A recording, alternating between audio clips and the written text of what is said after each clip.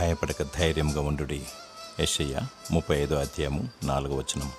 మనుష్యుడు మానవులకు భయపడతాడు, సృష్టికి భయపడతాడు, పరిస్థితులకు భయపడుతూ ఉంటాడు. భయపడు ప్రతిసారి ప్రతి ఒక్కరూ భయముతో మరణిస్తూనే ఉంటారు. మరణ భయముతో అనారోగ్యం ఉందని, లేక అప్పులున్నాయని, మరియు శత్రువులు హాని చేస్తారని భయపడుచున్నావా? భయపడక ధైర్యంగా ఉండము. నిన్ను పిలిచినవాడు నమ్మదగిన దేవుడు. నిన్ను కాపాడువాడు కునుకడు, నిద్రపోడు. అనేక భయాల నుండి ఆయన విడుదల దయచేయను. ఏ సమస్య ఉన్నా ఆయన పాదాల చెంత మొరపెట్టు. ధైర్యం గల ఆత్మను దయచేయమని ప్రార్థించు. దేవునిపై ఆనుకుని ప్రభు కొరకు నమ్మకముగా జీవించు. దేవుని స్తుతిస్తే నీకు ధైర్యం కలుగును మరియు విజయం లభించును.